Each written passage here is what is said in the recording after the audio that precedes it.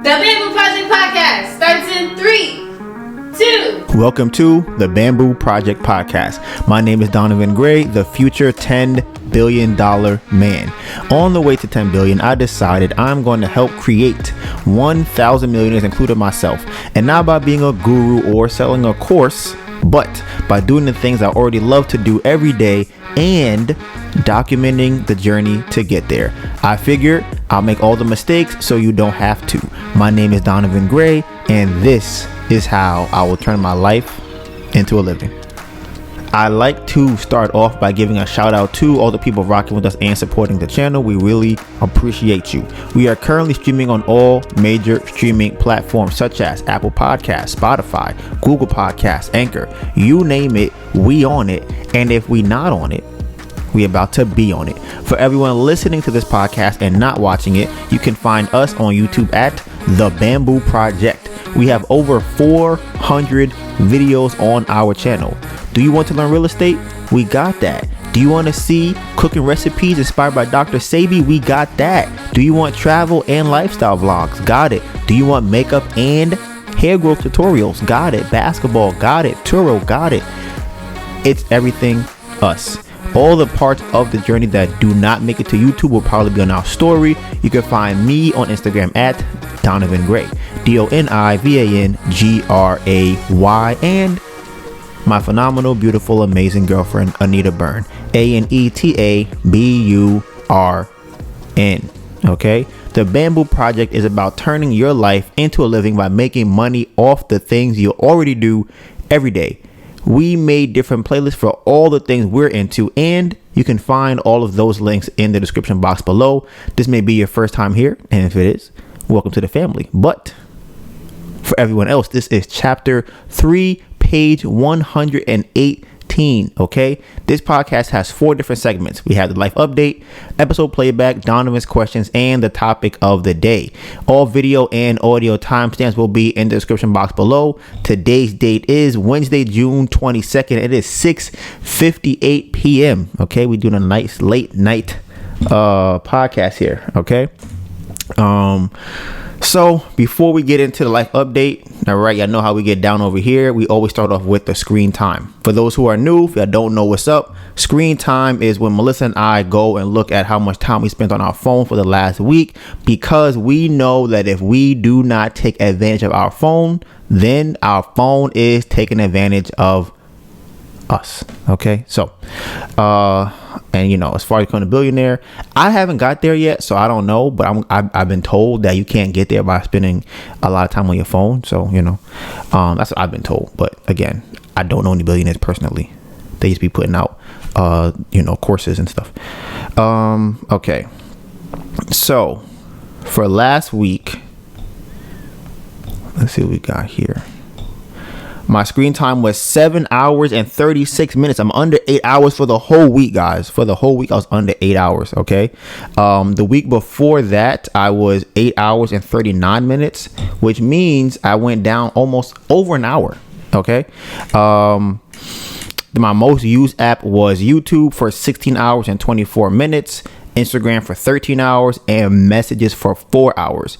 My average amount of pickups from my phone was 89. Okay, so the first used app after I picked up my phone was YouTube, and for the whole entire week I used my phone for 53 hours for the entire week. So now, beautiful, phenomenal, amazing girlfriend, what was your screen time for last week? So for last week, I was on my phone for 6 hours. Damn, that's a lot. So that's a lot. Kind of addiction. not with the 8 hours. Not the man with the 8 hours talking. 7 hours and 36 minutes. Thank you very much. I think mine is the lowest in a while. 6 hours and 20 minutes. It's down 11% from the week before, which was 7 hours and 8 minutes. My most used app was TikTok at 11 hours and 14 minutes, and then after was Instagram for 9 hours and 41 minutes, and then Google Maps for 5 hours and 35 minutes. I had a total of 933 pickups. Okay, pretty high. 173 was Gmail, and then 156 was Instagram, and then 99 were messages. So that's pretty much a rundown of my phone usage. Okay. All right. So we have a very exciting episode for you guys today. Okay. Here's why it was so exciting. We are going through it. Okay. Last week was a crazy week for us.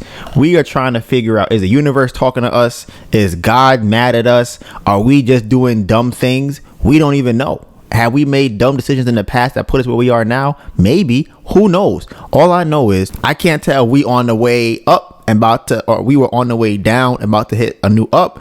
If we were on the way up and coming down, I don't know what's going on. But it was a crazy ass week last week. Okay. So I have recently made a spreadsheet because I love spreadsheets so much.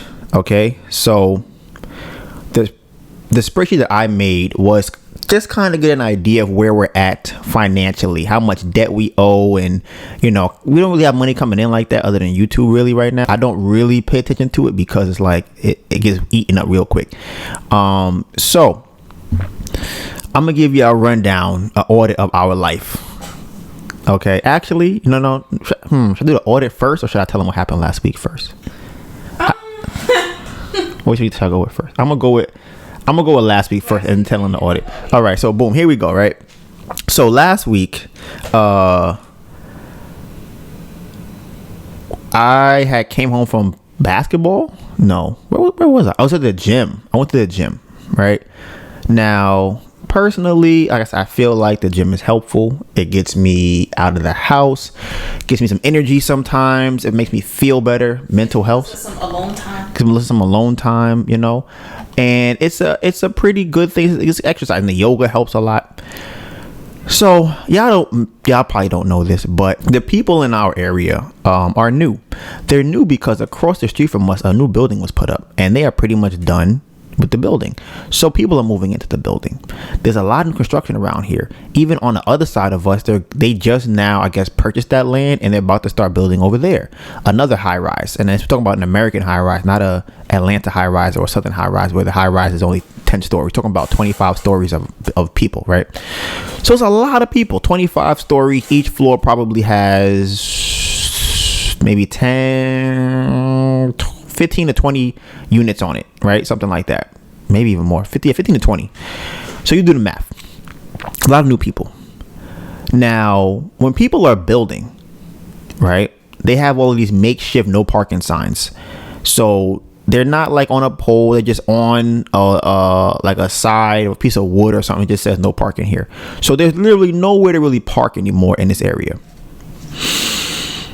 So now what used to be 1 to 4 minutes of driving to find a parking spot has now easily turned into 15, 25 minutes of trying to drive around to find parking. So Melissa and I have had the car for about a year now, and we have a particular parking spot that we like to put out the car in, right? Now, this parking spot it's a weird parking spot, right? Because the crosswalk is not lined up with where the street, I guess, meets up with the sidewalk. So you guys know how you have that slant when you walk into the street. It's like a little, I don't know, like a little square or whatever. I don't know what that's called. I guess the curb. I don't know what I want to call it. But usually how it works is the crosswalk is attached to the corner of the street and it goes in the direction that the cars that you would walk in. So where we are parked at, or where we live at, there's a situation where the actual exit of the curb is not directly within the lines of the crosswalk. Okay. So if you park in the crosswalk, a person could still exit the street without having to walk around your car, because that's not where the exit of the street is at. So we have parked here countless times, numerous times, come back from Philadelphia, come back from the Bronx, come back from Far Rockaway. We park in this spot. It's a very common spot to park in. So you can only imagine how after we had did the podcast that day, I was like, you know what? Let's go grocery shopping. He's like, okay, cool. So we go outside to go grocery shopping. We get to the car and there's no car there.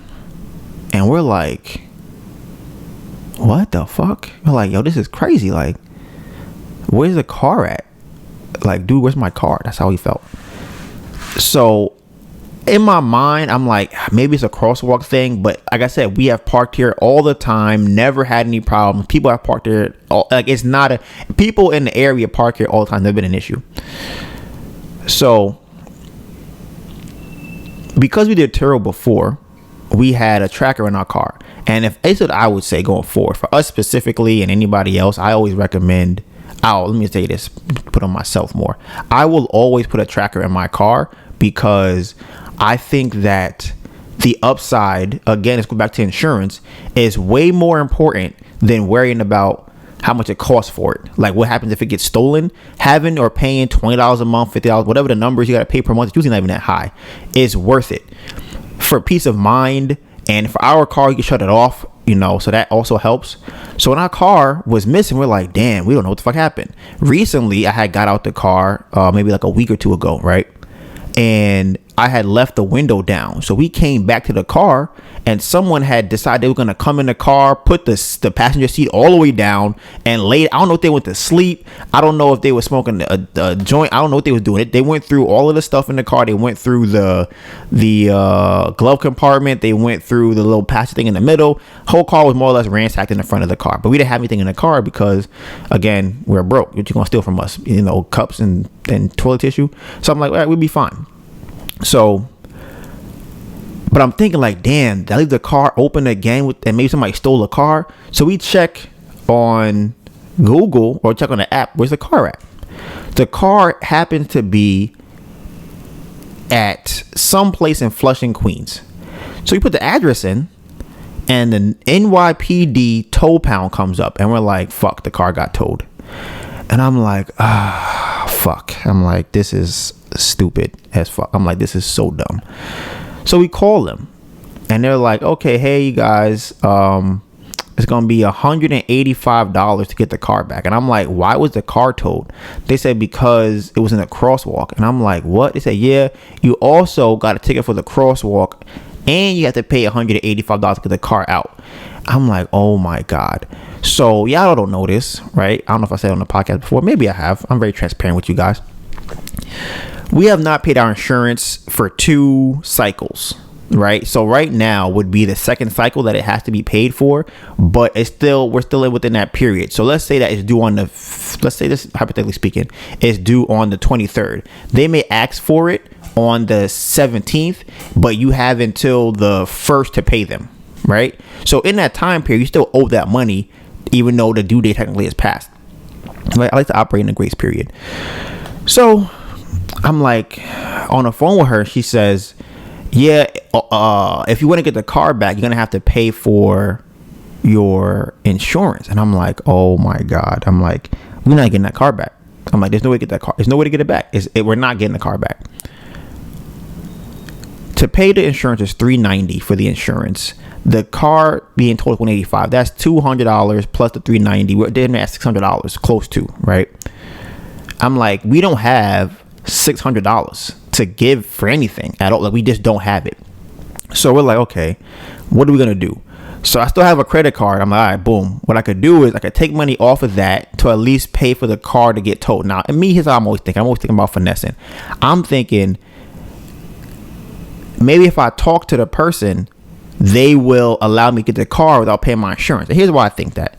There was this security thing. If you guys are into like home security or technical security or whatever, they always say the weakest link is any point where there's a person involved. Because if you want to hack somebody, it's not about hacking the system of an iPhone or hacking into, their refrigerator or microwave. It's like, hey, if I could find the person that sits at the desk, they probably have access. So if I could just, talk them up, maybe I can get some information from them. So I figured, hey, if I could just talk to them, maybe they'll just forget that I have to pay for the insurance and I'll be fine. And of course that worked. So we had got there and then we went the next day because we were just so exhausted by this. Like, bro, it just drained us so much. So I go there and I actually don't have to pay for my insurance to get the car out. So we ended up paying a $185 plus a convenience fee because we use our debit card. So that was $190 or something like that. So I'm like, okay, we're out of it, whatever. But I took the money off the card just in case I had to pay the insurance. But I'm like, oh, okay, cool. I saved it. I don't have to pay insurance. Bro, the next day my account gets wiped out by all types of bills and all types of shit. So the money that I had saved on the credit card to spend for either emergencies or for the house is gone because I took it off the card to put onto my account to pay for this if I needed to pay for it. Nah, that shit is gone. So now the account was down to like $100 something. At this time, the house needed a downspout. It needed a faucet. And no, it needed a downspout. It needed a faucet, right? It needed a keypad. The contractor bought those things. It came up to $403 for those things. I'm like, bro, that's an obscene amount of money, and I don't have that. So now we got to pay him that. We were supposed to go to Philadelphia on Saturday. We didn't have the money to even get there. So we're like, bro, if we go out there, spend money, we're gonna be broke to even come back. We won't be able to pay for anything. So we're like, okay, well, the YouTube money is supposed to be coming in, right? So we're thinking, okay, YouTube money's coming in. We should be good. It's supposed to come in on Monday. It doesn't come in. It's supposed to come in on Tuesday. It don't come in. Today is Wednesday. It still ain't come in. That money is supposed to be used to pay for the $400 that we owe him for those items, and it also supposed to cover, which is a crazy thing, it's supposed to cover the monthly interest you have to pay for the house, which is about $1,300. We get about $1,700. I can't say it about because it changes every month, but we are gonna get $1,700 this month from YouTube. So that'd be nice if we actually, didn't have to pay for this house. So here's the plan, right? For people who don't know how this works, if you're using a hard money loan, they give you something called a draw. So they come and check the house. They say, okay, you put the stairs in, we'll give you 10% of the money. Okay, you put in the floor, we'll give you 5% of money for the floors, right?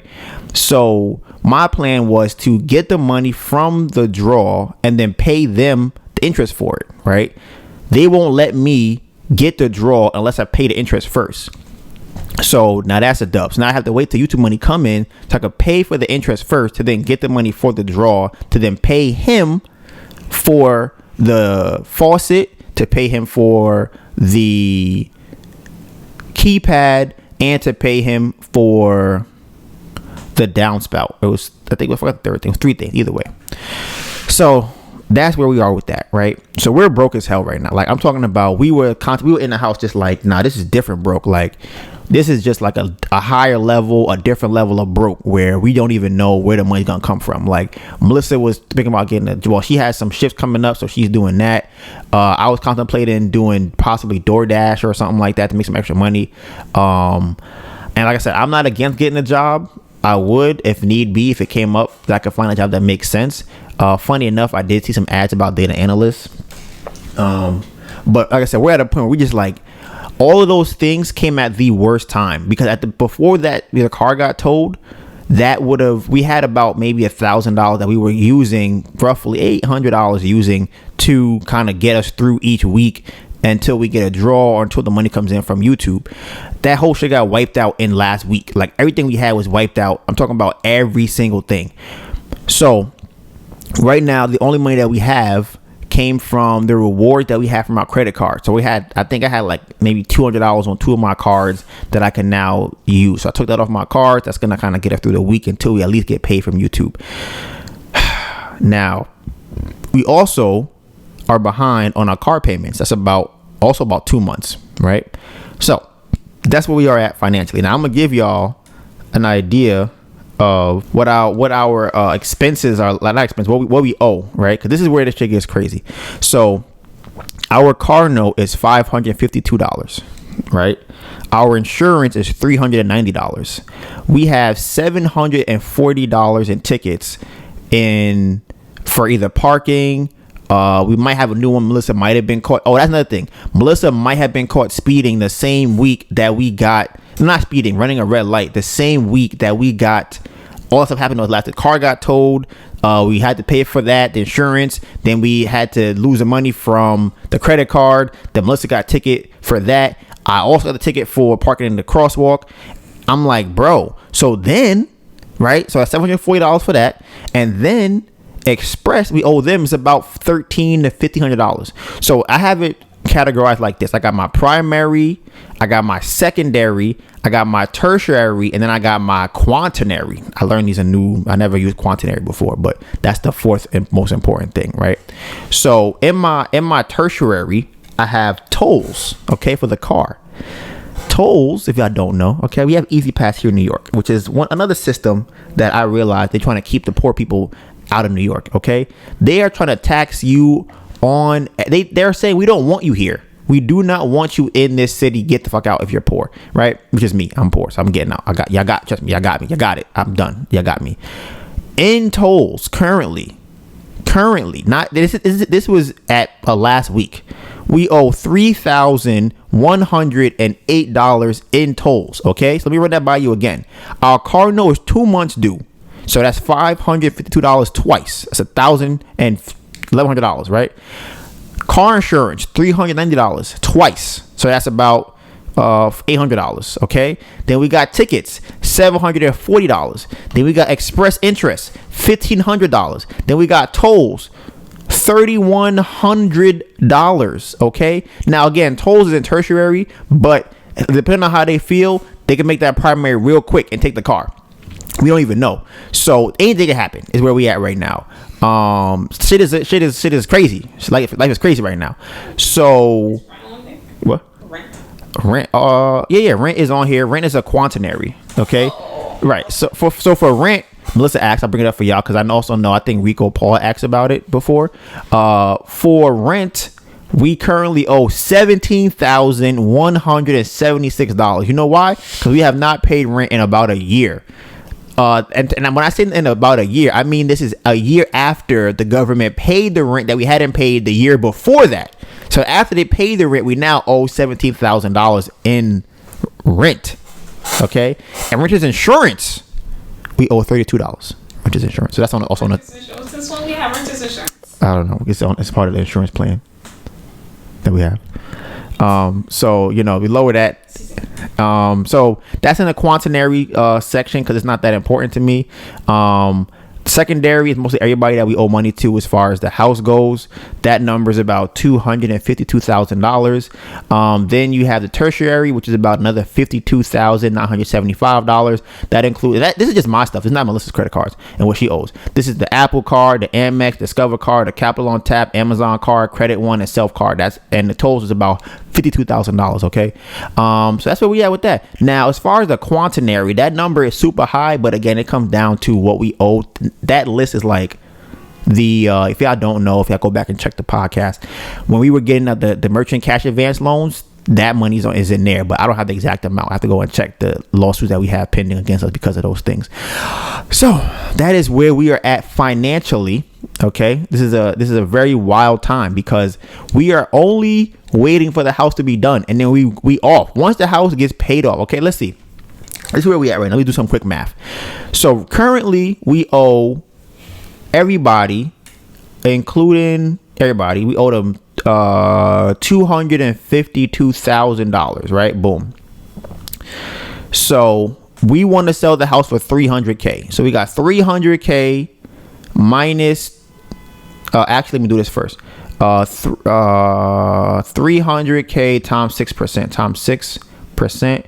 I'll do it the other way around. Oh, that's better. So 300K times 6% is 18,000, right? So you subtract the 18,000 from 300,000. Okay. Now the reason to subtract the 18,000, that number is how much we have to pay the agents when they sell the house. Okay. So we got 300,000 minus 18,000. That leaves us with $282,000. Now, if we pay everybody back, we paid them back at 252. So minus 252. Okay. We have $30,000 that we have left over, right? So we would have $30,000 if we're going with an agent. Okay. So we're going to have $30K left over to try and figure out what we're going to do as far as, making our great escape. If the house sells for more, we might get a little bit more than that. But right now, that's where we're currently at. And that number honestly might fluctuate depending on how much money we still owe to the contractor. Let's say about 25 to 30, somewhere in that number, right? That's where we at. Now, I know it just sounds scary as fuck. Crazy. Now, what? I owe 40,000. You owe 40,000? Yeah, that's my debt. 40,000. What does that include? All my credit cards, I have like 10 of them, and then 30 is St. John's. Okay, It's probably less than that. It's like 22 plus 6. So. Okay, so at 40K to the 252, the 17, the 3, and the 52. So we went to a D1 school, both of us. We went to a high elite level. What do they call those? Ivy League schools. Melissa and I graduated with an Ivy League degree, and we owe about 400K, whatever. So now I'm gonna get past it. That was the financial where we at right now financially. Now I've been saying that we had a ace in the hole that we thought was gonna be our savior. It's gone. It's not there no more. All right. I was waiting to see. I didn't want to jinx it, so I was waiting to see what happens. So one of the days we was at the house, right? We chilling in the house, and we leaving the house, the one in Philadelphia. We run to a guy. He's like, "Hey, oh, what's up, man? Y'all own this house?" We're like, "Yeah, we own it." He's like, "Yo, I know a guy that buys houses over here." We like, "Word?" He's like, "Yeah." I say, "Okay, cool." So we exchange, math and all that and all our calculus numbers and things like that. And we get a phone call, maybe, I don't know, the next day or whatever. And this is the guy's uncle. He's like, "Yo, I be buying property out there in Philly. I'm in New Jersey. I like to put it on short-term rentals and things." And I'm like, "Oh, you do Airbnb?" Because he said it mad weird. Here's the thing. When somebody says like short-term rentals and things like that, I'm always looking at them kind of funky, like, because I don't. He said it in a way that he didn't want me to know he was buying it for Airbnb, which I thought was weird. So I'm like, "You doing Airbnb, bro?" He was like, yeah. But he sounded older. Well, I don't really care what you're doing with the house, bro. It's not mine. Do what you want. So he said he was like, "Yeah, I'll buy it for you. I'll buy it." I'm like, "All right, cool." He said, "I'm like, yo, I think that's the best idea is for it to be a Airbnb. That's the best thing." So I gave him the prices at $315 for it. He said, "All right, cool. Let me know when you're about to be done." I said, "I bet." So where we at now? About to be done. And what I said before, I bet. So now I call the man on the phone. Actually, I couldn't find his number. So I called the cousin, right? Or the nephew. He gave me the right number. All right, cool. I call this guy. I'm like, "Hey, man, I got your number from your cousin. You remember we talked about a month ago about the house in Philadelphia. We about to be done. I wanted you could come by on the weekend and come check it out to see what you think." He said, "You got the wrong number." I'm like, "Got the wrong number?" I'm like, "Bro, I know who you are. Like, what you mean I got the wrong number?" I said, "Do you know a guy by this name?" He was like, "Yeah." I said, "Okay, cool. We talked earlier about buying the house and selling it." He was like, "Nah, I get the wrong number."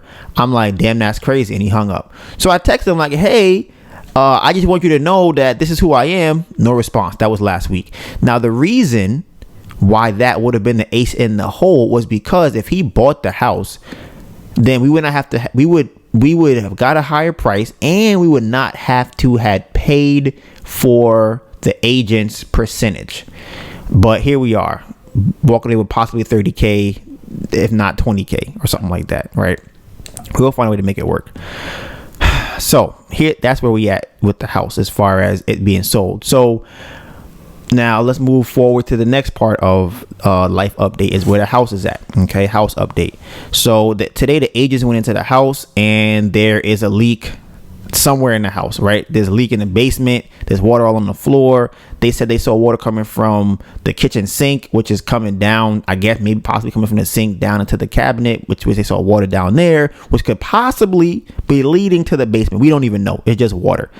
So as you can already imagine, that's probably not the best thing to hear when you have somebody coming to see the house and who's probably going to sell it. We're like, damn, that's crazy. So I don't even know what's going on at this point as far as where the house is at in terms of why it's leaking like that. So we had to call him and have him send somebody out there to go check on it. So we're going to see what's going on with that. Their idea is this. They want to list the house at $295 because they think that it will get bid up over $300. I'm still somewhat on the fence about it, but me and Tori talked. I think that the reason why his argument was that if it's at $295, then people who are trying to save money may put, hey, my budget is $300,000 and they don't want to go under. But now if I'm competing against the lower houses in that area, then they may go, oh, this is a really good property.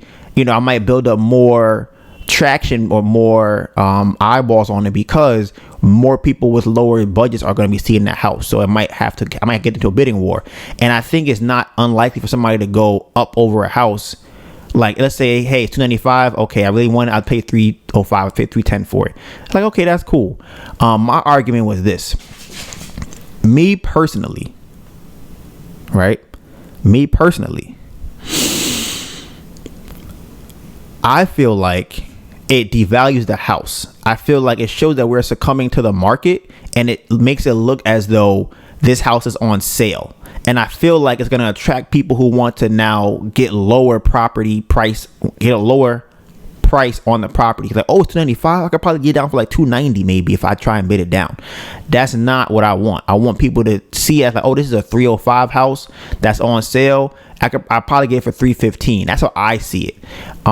So they want to do $295, but I'm like, okay, fine, sure, let's see it, because the interest rate has gone up pretty high, pretty significantly, and people's buying habits are going to change because of that. So I'm like, what are the odds that as soon as we sell the house, this shit is crazy. This shit is insane. But we're gonna keep pushing forward. That's just how, the Bamboo Project is just how we built. So but I will put some pictures of the house on here. The kitchen is basically done as far as the backsplash is there, the faucet is there, the countertop is there, cabinets are there. Only that's not there is the fridge, the microwave, and the range. We do have a dishwasher, so that's good.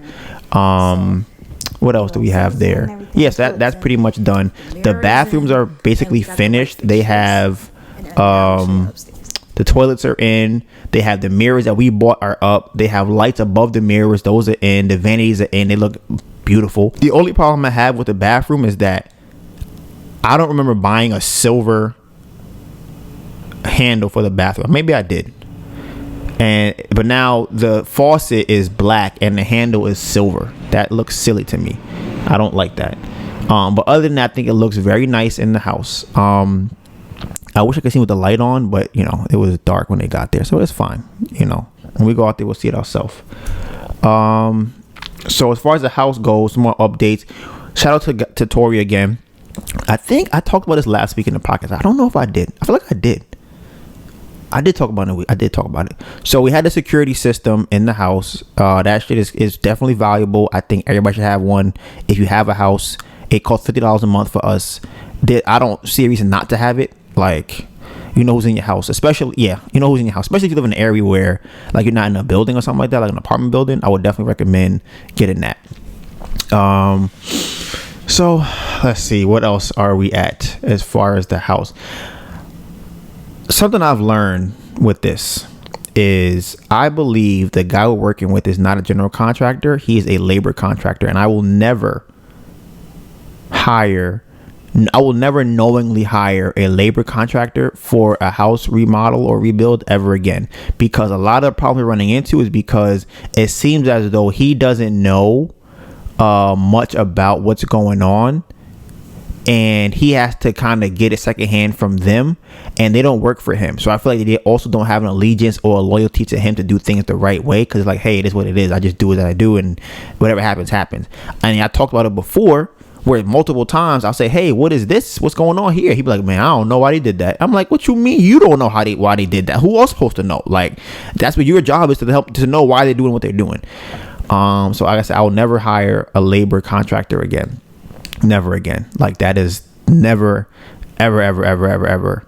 If y'all see me do it in the future, y'all could tag me in this video and say, Donovan, this is you're doing it, and I'm like, yeah, right. I never ever do it again. As far as the house goes, I'm trying to think of any other updates we have for the house. The basement had water in it, like I said. We have to seal the wall so that the water doesn't keep getting in there. We think that's the thing. The agents think we're 3 weeks out from the house being done, which I think is crazy, but hey, who knows?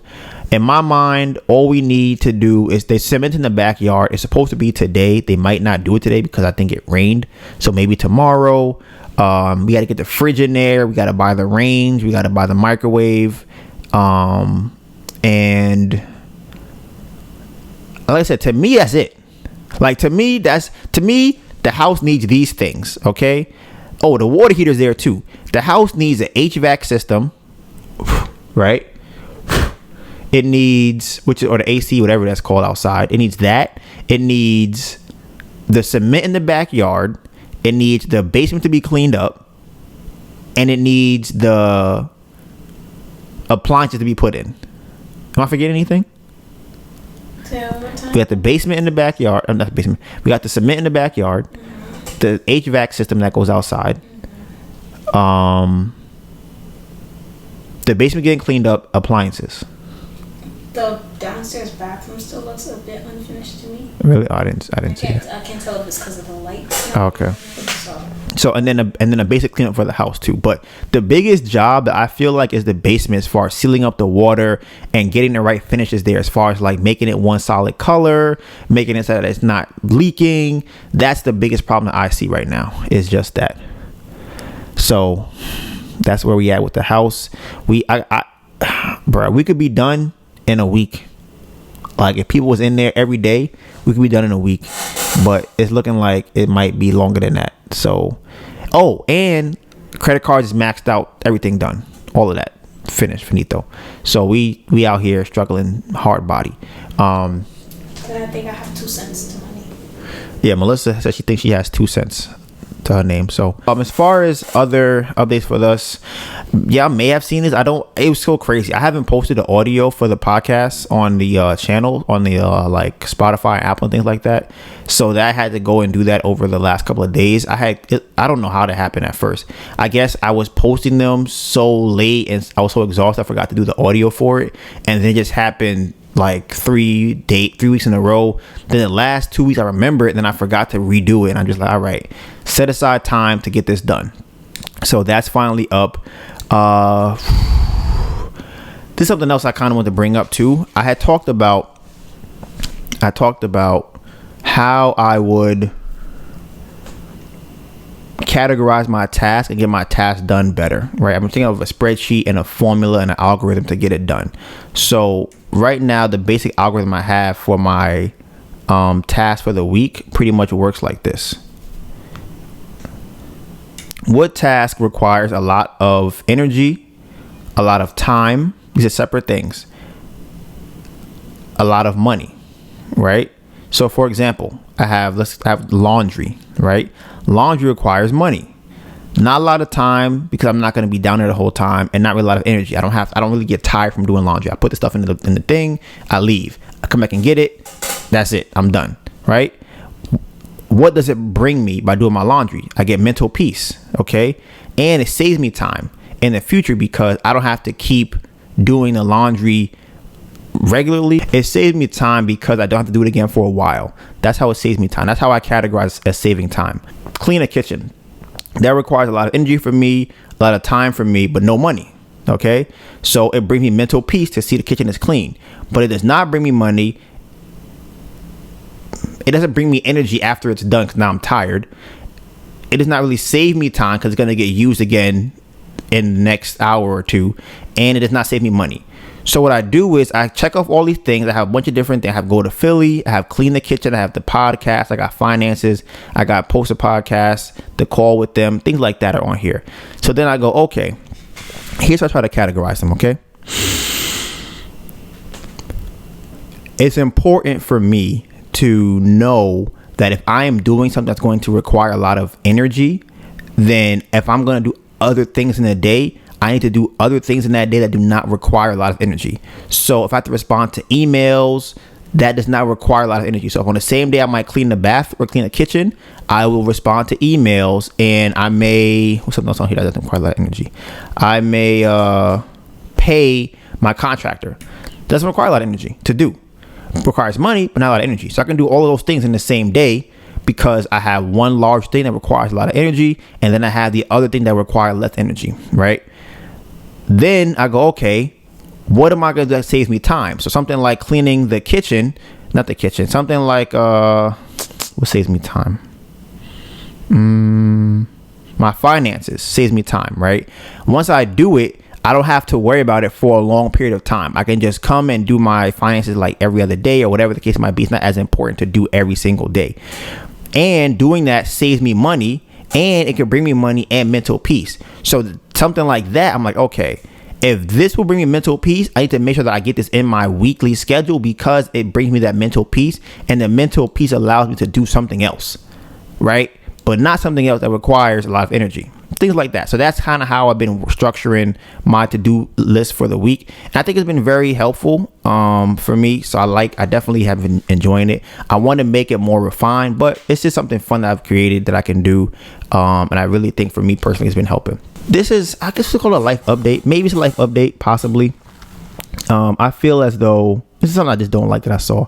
YouTube removed the sort by oldest. Okay.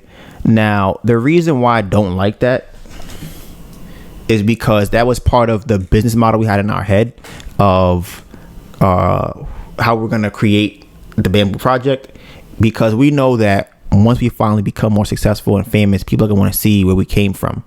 And part of that was going to be, okay, they're going to go to the YouTube channel and go, hey, go to oldest and then watch all the old videos. So by YouTube going and removing that filter, it really hurts us going forward and how we planned on doing it. Now, in my mind, as a business person, I love to think, why would they do this? How do they benefit from this, right? So here's my thoughts process on why they would do something like this. I think that they are going towards the direction of TikTok. And what I mean by that is TikTok's, I guess, bread and butter, if you want to call it that, is they want you to make as much content as humanly possible. They want you to make 7, 8 videos, 10 videos every single day. That's what they want, right? And I think that people on TikTok are going to burn out faster than people on YouTube because of that. So I think that YouTube is implementing something similar to that, because if people come to your page and they only see the most popular content, then you're going to try to make all your content be the most popular content. That's what you're going to be trying to do. That isn't necessarily how we operate on YouTube. We operate by posting things that we know and think people will like and enjoy to see, but we're not chasing the biggest numbers that you can get on YouTube. We could easily do that from before, like when we were doing wholesaling. We could just put Jerry Norton in every single thing we did. When we did Turo, we could just post mad like Turo updates, even though we're not doing Turo like that. We could just milk it and just to get more views and have more popular stuff.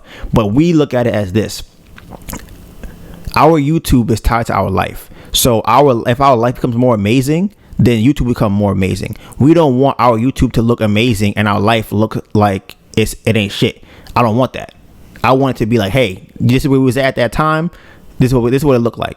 Okay. So I really think that it hurts us, our business model that we have for YouTube. Now,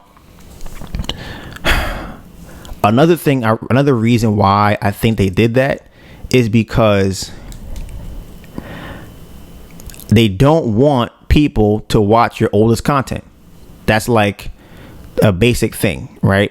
Now, why would they not want that? Okay, a couple of reasons I could come up with. They only want people to see, again, your best content, which will probably be your newer content more often than not, because you've learned a lot from posting a lot of videos, and it's going to be the most newest thing, right?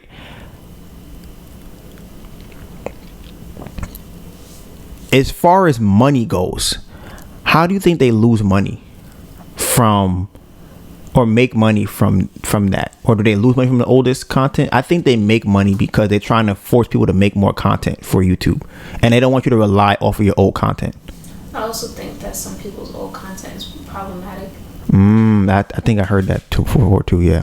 So it's like, if you posted something when you were 16 years old and you've had a YouTube for forever and you just never deleted those old videos, I can see it being easier to hide problematic stuff because it's just too deep for people to see. Yeah, I think that's another thing too. I think they're trying to clean it up, and I think I watched Gideon on Logan Paul podcast, and he was saying that how like the big creators on YouTube have just become super corporate, and YouTube has become a very corporate place. Now, for me, I don't see how YouTube can go in the other direction. They have so much of the market share that it would be hard for me to see how that would happen. I personally think that what will happen that will take down YouTube will be more people will have their own singular platforms. I don't think it's going to be another behemoth of like, oh, I have all of these videos myself, come watch them. I think it'll be like, hey, I like this person, I'm gonna go find their stuff specifically. And I think maybe YouTube will be a place to market yourself, to bring them to those other platforms, whether it be your own website, whether it be maybe Patreon, whether it be your app, whatever the case might be. I think that's what's going to happen going forward. I think that'll be the downfall of YouTube, because I do agree that the direction they're going is not getting better, in my opinion. I don't think that the whole adding shorts thing, I don't think that's it's weird, because it's so weird. I think that YouTube they didn't have to add shorts. Okay, they didn't have to add that. There was no reason for them to add shorts at all. I think they were doing fine, and I don't think it helps them that much more. I think they get a lot more views on there, but the problem with that is I don't think those views are as easily monetizable. So if you can't make money off the views, then what are you on there for? Like, what is the like, what do you benefit from having people on here? You can't make money off of this. And I think that's what TikTok's problem is trying to make money off these views.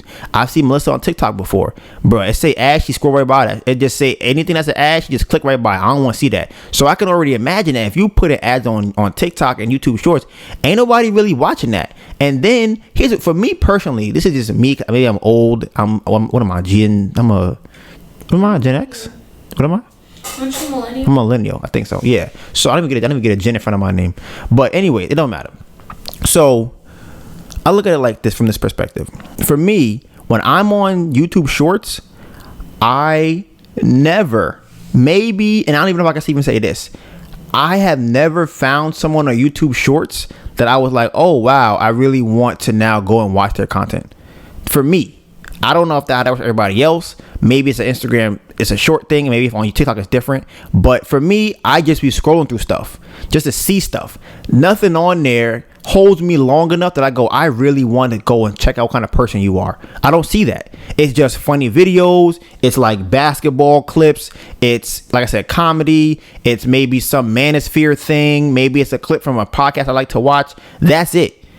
So for me, I would much rather have somebody who watches a video for 10 minutes and go, yo, I fuck with you. I want to watch more of your videos. As opposed to somebody sees my video that's 8 seconds long or 20 seconds long and they go, oh, that was cool, and swipe through it. And the thing about YouTube, why I think this is just terrible, in the history, they have all the shorts you watch in your history. Why would you put that there? Why would now, I can easily watch 20 shorts in, 3 or 4 minutes. Right? Why would you put that in my history? So now if I try to go find an old video I want to watch, I got to scroll through all these shorts that I mindlessly was watching, other than these other videos I really want to watch. I don't think that this was a good move for them. And I've said this before. I think that TikTok is the epitome of the culture that we're in. And I think that it's on the last legs, like the last squeeze of the juice, or the juice of the squeeze, whatever it is the last squeeze they're trying to get out of the fruit. Because I don't think it's sustainable to have it where people have to make content so often and people could just consume it and be done with it. It's the same thing with Netflix. If you have to make content, it takes you 6 months to make this content. It takes you put so much money into this, right? And then what happens? I binge watched the whole thing in a day. It's gone. It's like, bro, really? And then you don't even really get any like longevity from it going forward, because it's like, okay, like what's next? What do I get next? What's the next thing that's coming? So now people are always being set up, whether it be TikTok or Netflix or things like that. What is the next thing I'm going to see? I want, even with when you scrolling, what's the next one? What's the next one? What's the next one? What's the next thing? What's the next thing? That's how everybody's being wired to think now. And I think because of that, there's not going to be an actual meaningful connection between people on the platforms as there were at certain points, because it's like, bro, I didn't even get to know you. Like, I'm asking Melissa, who do you on TikTok? Who do you feel like you like? That I like. Mm-hmm. They like that you go to like watch their stuff. Yeah, I go to watch their stuff. Mm-hmm. I like Christian Dennis. What does he post? It's like fashion stuff. Mm-hmm. And it's funny. And he dances. Yeah. Mm-hmm. Yeah, funny fashion dancer. Okay, who else? Other ones that I don't remember their names specifically. So there's one that she does gentle parenting, and she has like 2 kids, and the kids are like 2 years old. They could cook. I've seen her. Right. Okay. You know, so I like her videos, and kind of like she does little skits with them to show like how the kids respond to you. You either yelling at them versus gentle parenting, which I think is interesting. So that's one that comes up a lot. I would say Challen. But She still post stuff? Right. That's on like. Where is she at? She on Instagram or she on YouTube? What's she doing? On all of those, but I don't think her content is the same. But I'll still like check in here and there. And other than that, though, my TikTok feed is very random. I feel like it's a lot of like, did you knows, or look at this hack, or blah blah blah. So let me ask you this: constant. Who do you watch on YouTube? Who do you like on YouTube? Who do I like on YouTube? Well, I guess I like De'Ara Taylor. You know, I like her. Do you watch her TikToks? TikToks, no. I don't think I've seen De'Ara on TikTok. I don't think I've seen De'Ara pop up on my TikTok in a long time. Okay, so who else you YouTube? Yeah, YouTube. YouTube, I check out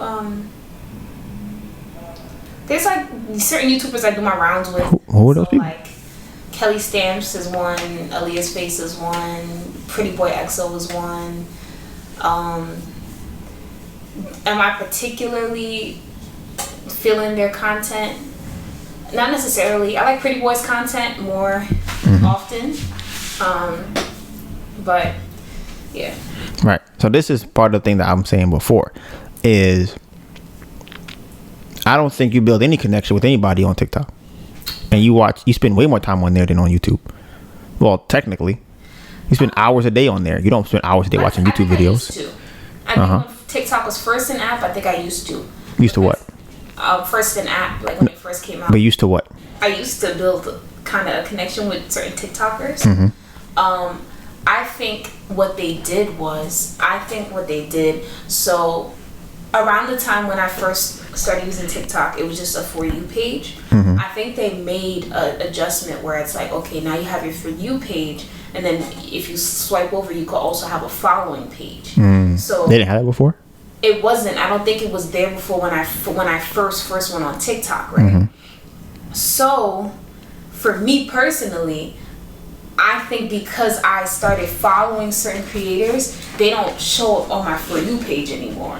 They're like pretty much strictly on my following page. That's interesting. Unless whatever they post is super popping, then it'll be on my For You page.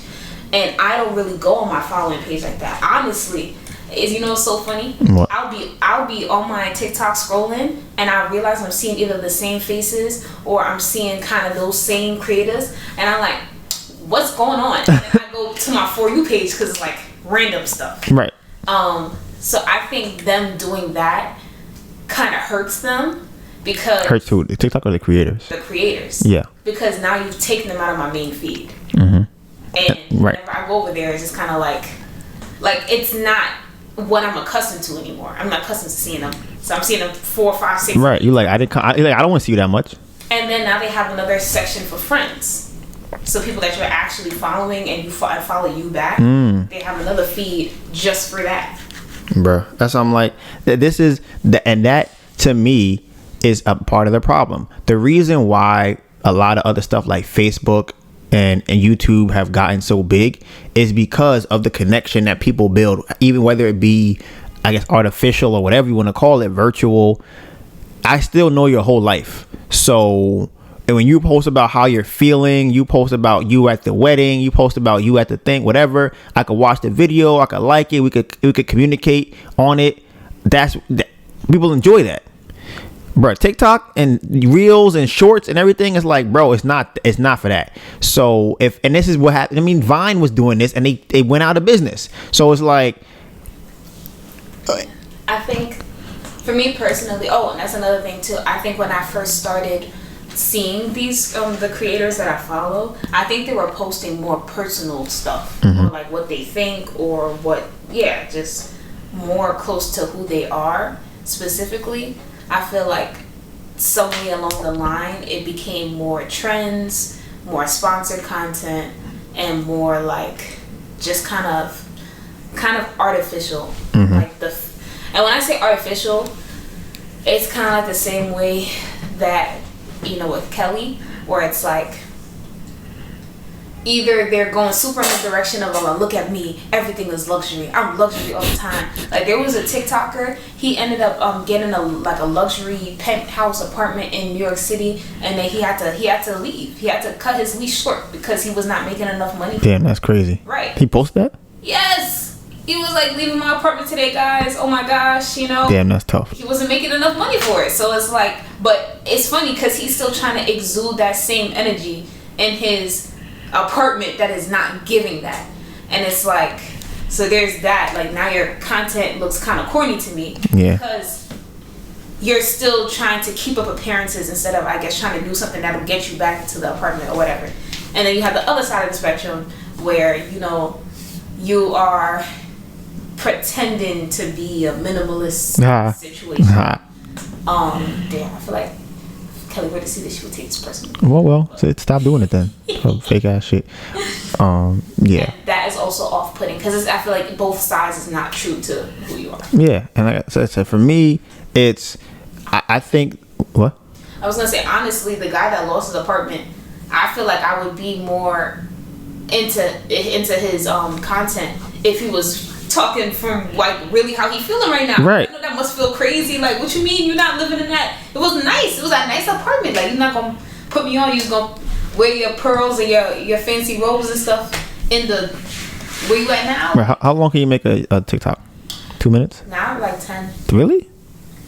That's hilarious. Yeah. That's fucking hilarious. 10 minutes. Because that's hilarious. That is so hilarious. Because I think it's funny because what I was gonna say is that if you really wanted to like talk about something that happened to you, maybe it's 3. Maybe I feel like 10 is OD. I feel like maybe certain creators could do 10, but go ahead. So I feel like when I see if let's say that he want to tell a story, that guy who had the apartment and now he don't have it anymore because he can't afford it. How many TikToks do you have to make to be able to tell that story? 20? He gotta sit there, record, stop, until he tells the whole story. Yeah. Don't nobody want to like, and that's what make people want to watch his stuff is seeing that or hearing that story. But he's not gonna. I mean, most people I assume are not gonna post a story on TikTok that requires. I mean, some people do, but like 20 or 25 posts. They do. You would definitely have to condense it for sure. But some people, you know, if you're interested, we're gonna keep watching. Part 3, part 4, part 7, part 8, part 53. That's what I'm saying. How high it get? I feel like after you get to like 20, you like. If it's the same story, I don't know why you need 20 parts. How crazy of a story this is. But if it's entertaining the whole time, I got time. But that's what I'm saying. It got to be entertaining now. Yeah. You go watch a YouTube video, you be like, all right, I'm going to sit down and watch this shit. I want to see what's happening. On TikTok, you got to go, okay, let me click it. All right, it's done. Fine, next one. Watch it, click it, fine, next one. They have playlists now on TikTok. Oh, okay. So if they put it in a playlist, it's not as much work for you to that's interesting. That's a good idea. Yeah. That's a good idea. So if it's but it's up to the creator to make sure they put it in a playlist. Because now I'm accustomed to seeing playlists. If I don't see the playlist and you don't put it on the screen that it's part 15 of the same story, I'm not gonna know. Yeah, bruh. Yeah, I'm gonna go episode playback. Yeah, like I said, I just think that yeah, this shit trash. This shit is not good. You really put it as a Donivans question. Yeah, for sure. So episode playback.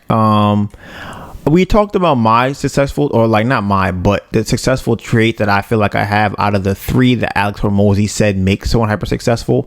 We didn't get into Melissa's.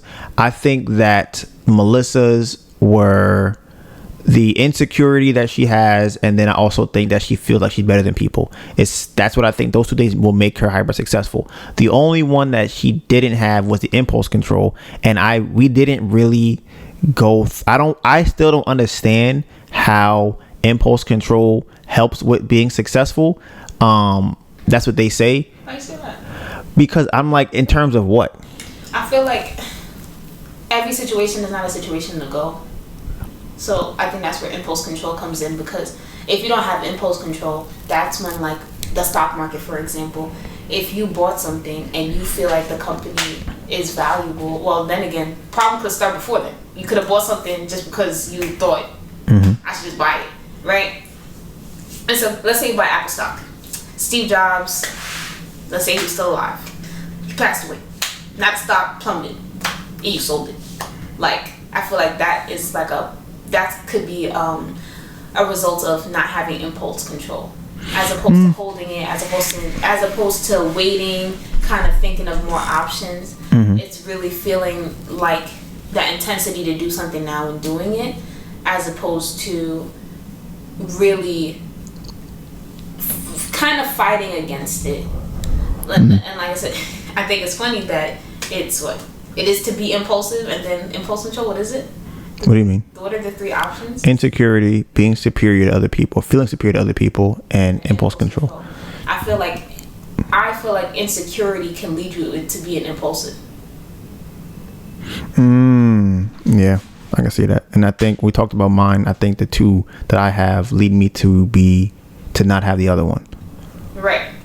So like, the impulse control, and then the feeling superior is like, well, I don't have to have this drive of insecurity because I control my impulses. I think insecurity and the superiority thing is like, now I have to prove every time that I'm better than you. So if I'm making a cup of tea, I'm making the best cup of tea in the world. And then if something goes wrong, you want to fix it immediately, right? Because you feel like you look like you're not the best. Have any impulse control? Yeah. So like I said, that's very interesting. That is very interesting. So like I said, we're trying to figure out the best way to capitalize on this. For me, I know that I categorize insecurity as being more prideful now. So just trying that. But even last week's basketball game, bro, that shit is so hard. I really you really got to be a different kind of psycho, I feel like, to have to be emotional about things that you don't care about. Like, and it's funny because I hear things with Michael Jordan, and before they would say that he would just make up things to feel like he's ready for the game. And I get that, but it's so it feels crazy to me to go into a game, feel nothing, and be like, I'm gonna talk shit to him so I can feel like I want to play now. That don't work. But if somebody talks shit to me, I'm ready. If I'm playing people who are not good in basketball, it's even harder, because now I'm like, what do I get from beating you in this game? I don't feel anything from winning. I knew I was better than you. It doesn't do anything for me.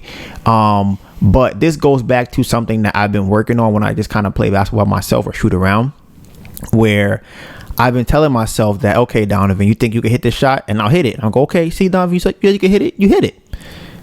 Now what I'm doing is, well, if you're that good, Donovan, hit 10 in a row. That's what I've trying to get myself to. Like, if you really feel like you're that good at something and you're better than this person at it, do it 10 times in a row, or make it so that they know, like, they can't guard you at all. So come down and score every single time in a row.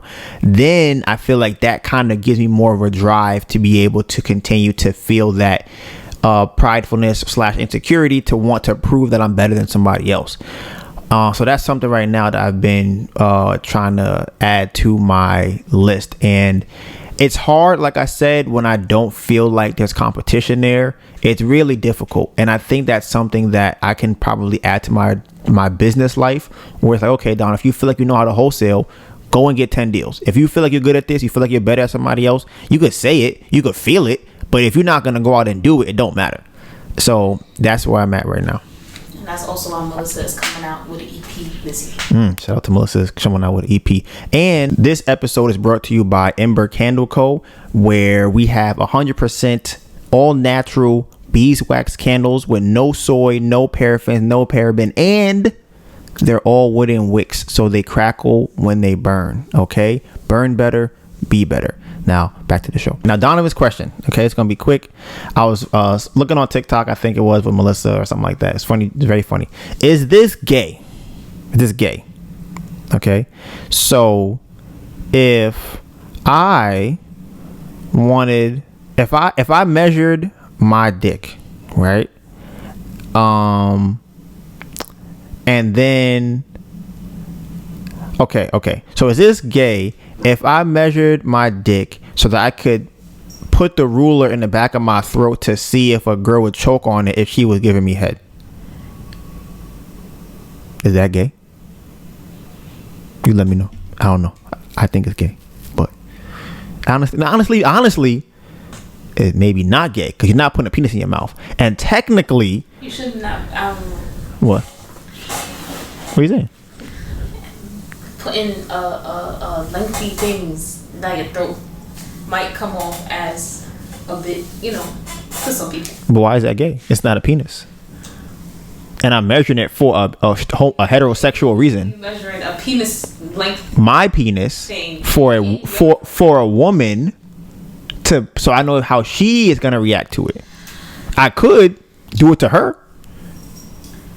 Right. Why you want the route of, or why not just see because I want to know if she's gonna be lying when she start choking on it. So you want nah. There's no way. I'm sorry. That's not. You go put it in your mouth. I'm like, oh damn, that shit big as fuck. Okay, and I go to her. She's like, she didn't even choke, and now you. Imagine you hear this, dad can come for you in some room, kind of like what's going on. It's like, well, I just measured my. And it's like, okay, son, sure. Damn, that's tough. I would think there's no problem with it, but I would think he might be, Might be a little. Right. I mean, like I said, I don't know. They call it the alphabet game. Down, that's crazy. I don't know if he'd be gay because it's not a penis in his mouth. You gotta think about it like that. Now, if he said, "Okay, I'm gonna measure a penis and put that in my mouth to see if I'm gonna choke on it," no. I said if he measured a penis and put the penis in his mouth and said, "Okay, this is long enough to choke on. This is that now. Now we borderline in the gay. We in the gay realm now. We kind of gay." Okay, we just a little homosexual. But that is something that I wanted to know if that's gay or not. So the topic for the day was why I think I cry more that I'm older. I was actually gonna save it for next week, but I think it's a short sentence, so it's something I kind of realized. I think now when I watch TV shows, I'm more likely to cry because I remember as a kid, right? I used to always say, why do people cry when they watch TV shows? It's not real. It's not real. Are you one of those? Bruh, that was definitely me. Bawling all the time. I will cry it doesn't matter what medium it is. I will cry. I will, and I always look at people like that and be like, why? That's weird. Like, they're fake, right? There's the characters on the TV screen, like they are really fake. Why are you crying over this? They didn't really die. Why are you crying for? That's how I used to feel, right? And as I've gotten older, here's what I think I realized.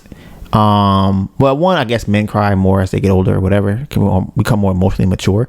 But I think for me personally, the reason why I have been crying more, or I don't really cry, it's just I feel like I want to cry, is because now that I'm older, I have more experiences to relate what I'm seeing on TV to, and those bring up emotions for me. So if I see someone on TV, like I'm watching Boruto last week, and I see them saying, listen, I would die so that we can end this war that people have of wanting to seek revenge on each other, right? I don't want to die for that, but I understand how much energy and courage that would take to do, how much respect that would have for somebody if they were like, listen, I understand that you wronged me and I want to kill you. Like, you wronged me so bad, you killed my dad, and I really want to get you back, but I won't. And I'm looking at it like, dope, bro, I feel that, bro. But I'm like, shout out to you for really being able to do that, because I could never feel that, right? And more things like that. You see someone die on TV. You have someone die in your life. You see someone on TV get, like, imagine this. Imagine you get cheated on, right? You watch TV. That person get cheated on too. You're gonna feel a little bit different, but you like, I know what that feel, bro. You checked the phone and you saw what it said. It said, hey, I miss you from last night, and you had that same text. You gonna see that episode a little bit different than when you was 8 years old and never even kissed a girl before. Like, it's gonna hit different for you. And I think for me personally, that's why as I've gotten older, I've gotten more emotional with shows, because I have more experiences I can connect to and empathize with as far as when I watch the things. But that is the end of episode 118. Okay, it is 8:10 p.m. It's late as hell. Actually, I got some wholesale news I'll keep for y'all later. We'll see if there's anything comes from it. We'll be back here next Tuesday. Okay, you can catch all the behind the scenes content on our social medias. My name is Donovan Gray. DONIVANGRAY.